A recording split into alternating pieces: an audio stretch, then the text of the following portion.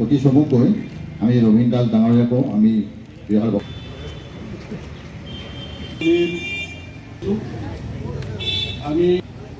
আমি যি মন্ত্ৰী পৰ্যটন কাৰ্যস্থাপক সভা আমাৰ মাজত মাননীয় শিল্পী অমূল্য প্ৰকাশ সভাপতি সৰলা বৰ্মন তালুকদাৰক আমি ইয়াত আহিবলৈ অনুৰোধ জনাইছোঁ।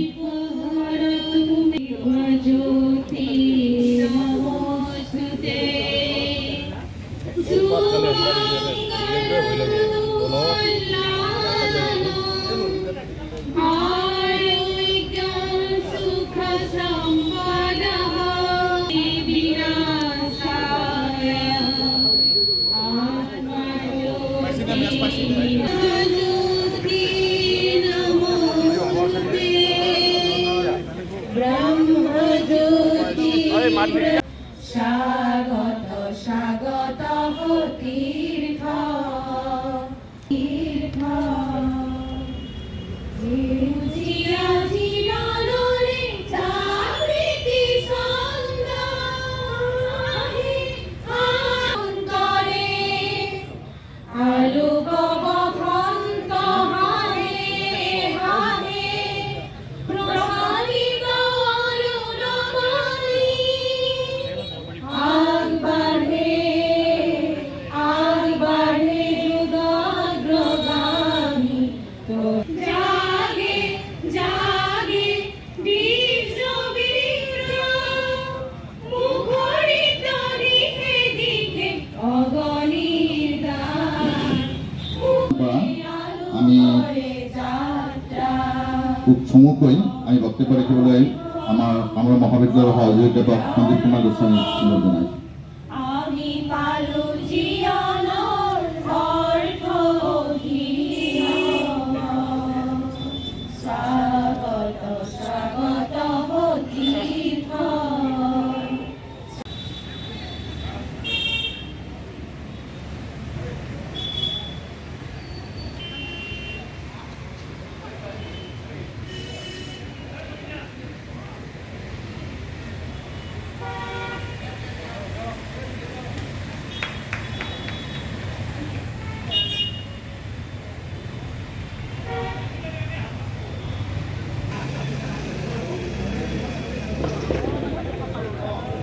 প্ৰেক্ষাগৃহৰ ভিতৰত আসন গ্ৰহণ কৰিবৰ কাৰণে অনুৰোধ ৰাখিলোঁ কাৰণ ইয়াৰ লগে লগে এই কাৰ্যসূচী সমাপ্ত হ'লে আমাৰ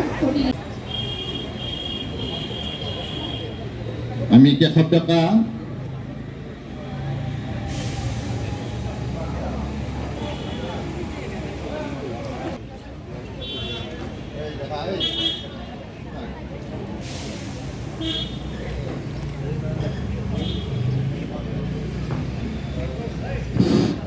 আমি অভিজ্ঞতা সমিতিৰ পৰা আনুষ্ঠানিকভাৱে আমি বিশিষ্ট ব্যক্তিসকলক এখন ফুলাম গামোচাৰে আদৰণি জনাম।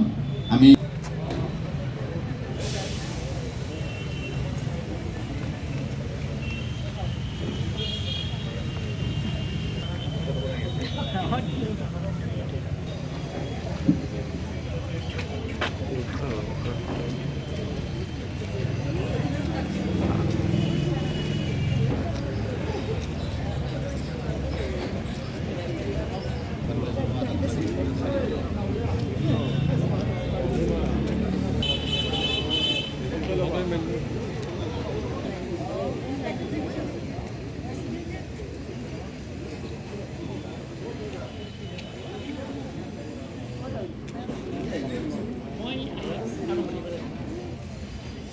আমি বিশিষ্ট ব্যক্তিসকলক আমি কাৰ্যসূচী ৰূপায়ণ কৰিবলৈ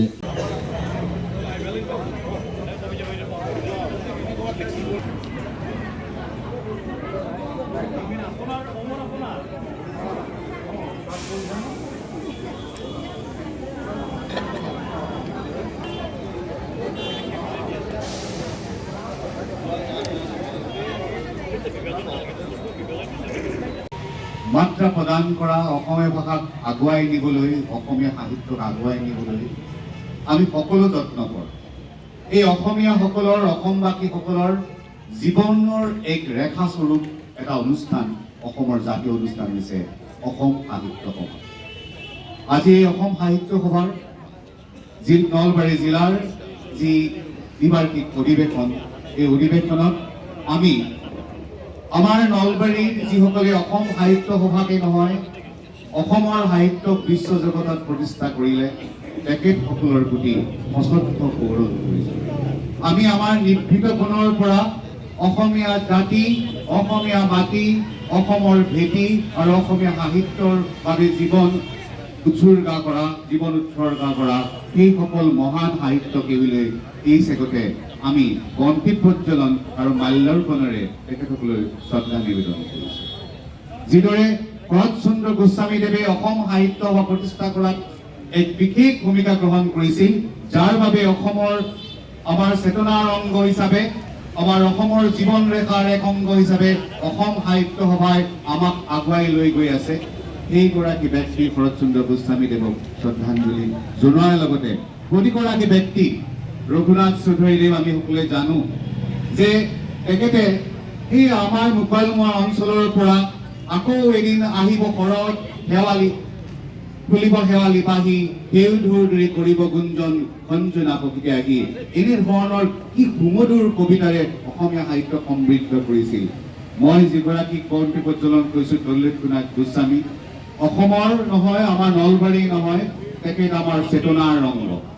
কাৰণ অসমীয়া গল্প সাহিত্যক যদি মাত্ৰা প্ৰদান কৰিছিল, অন্যান্য মাত্ৰা প্ৰদান কৰিছিল তেখেতেই।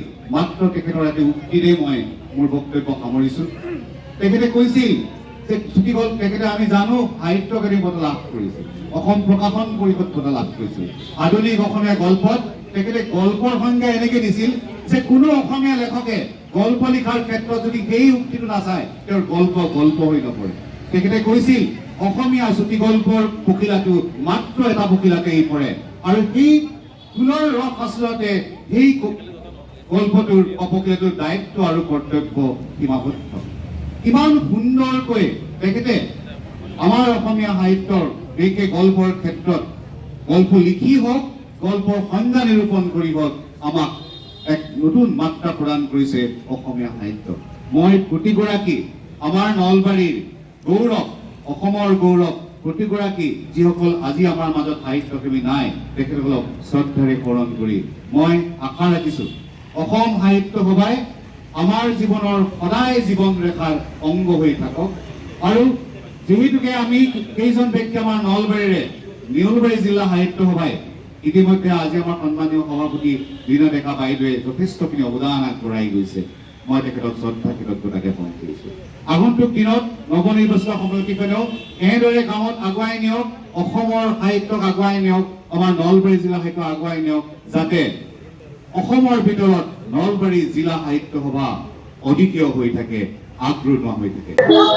হয়, আমি নলবাৰী জিলা সাহিত্য সভাৰ 2023-25 কাৰ্যকালৰ যি দ্বিবাৰ্ষিক অধিৱেশন, সেই দ্বিবাৰ্ষিক অধিৱেশনৰ মই ধ্ৰুৱজ্যোতি শৰ্মা আদৰণি সমিতিৰ সভাপতি ৰূপে আছোঁ। মোৰ লগতে নয়ন মজুমদাৰ তেখেত সাধাৰণ সম্পাদক, সহকাৰী সম্পাদক ৰূপে ৰুবুল বৰ্মন আছে। আমি ব্যৱস্থাপনাটো সুন্দৰ আৰু সাৱলীলভাৱে কৰি দিবলৈ প্ৰয়াস কৰিছোঁ। এয়া 2023-25 কাৰ্যকালৰ যি আদৰণি সমিতি হিচাপে আমি দায়িত্বভাগী গ্ৰহণ কৰি আজি ৰাতিপুৱাৰ যিটো কাৰ্যসূচী আছিল, পতাকা উত্তোলনৰ পৰা আৰম্ভ কৰি জ্যোতিপ্ৰসাদ ৰাভাৰ প্ৰতিকৃতিত মাল্যাৰ্পণ, বিষ্ণুপ্ৰসাদ ৰাভাৰ প্ৰতিকৃতিত মাল্যাৰ্পণ, শৰৎচন্দ্ৰ গোস্বামীৰ প্ৰতিকৃতিত মাল্যাৰ্পণ, গিৰিধৰ শৰ্মাৰ প্ৰতিকৃতি, ৰঘুনাথ চৌধুৰী, আমাৰ গৌৰৱ মাননীয় শৰৎচন্দ্ৰ গোস্বামীকে ধৰি হেমন্ত কুমাৰ শৰ্মা আমাৰ প্ৰাক্তন প্ৰধান সম্পাদক আছিল, দুৰ্গেশ্বৰ শৰ্মা আমাৰ প্ৰধান সম্পাদক আছিল, প্ৰফুল্ল চন্দ্ৰ ভট্টাচাৰ্য প্ৰধান সম্পাদক আছিল, আৰু আমাৰ মাজত ত্ৰৈলোক্যনাথ গোস্বামী আমাৰ সকলোৰে শ্ৰদ্ধাৰ অঘৰী ৰতনীৰ স্ৰষ্টা নন্দন তাত্ত্বিক সাহিত্যিক, এই সকলোকে আমি আজি ইয়াত স্মৰণ কৰিছোঁ। আৰু শ্বহীদৰ প্ৰতি আমাৰ যি আৱেগ অনুৰাগ সেয়া যেন আমাৰ সদায় অটুট থাকে, অত্যুজ্জ্বল হৈ থাকে। সেয়েহে শ্বহীদ শ্ৰদ্ধাঞ্জলি অনুষ্ঠান আমি আয়োজন কৰিছোঁ, আৰু এই আয়োজনৰ লগে লগে গীত মাত পৰিৱেশনেৰে এই অনুষ্ঠানৰ আজি এক মান্যতা প্ৰদান কৰা হৈছে, আৰু আমি সকলোৱে ইয়াক অতি আনন্দ হয়তো হৃদয়েৰে গ্ৰহণ কৰা পৰিলক্ষিত হৈছে।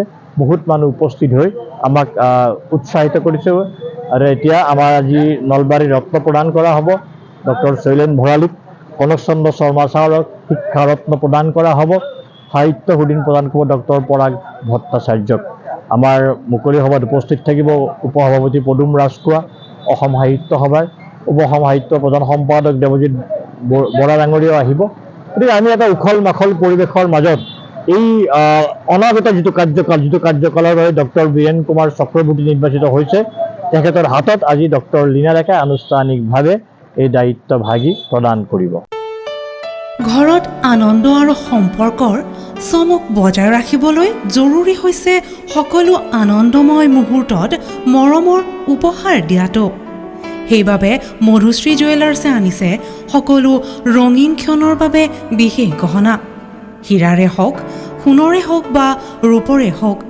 শ্ৰেষ্ঠ ডিজাইনছ আৰু হলমাৰ্কযুক্ত গহনাই ৰাখে সম্পৰ্কক নিখুঁত তেনেহ'লে আজিয়ে আনক আনন্দ মধুশ্ৰী জুৱেলাৰ্ছৰ সৈতে যোগাযোগ কৰক 7002800341 নাইবা ভিজিট কৰক LNB ৰোড নলবাৰী অসম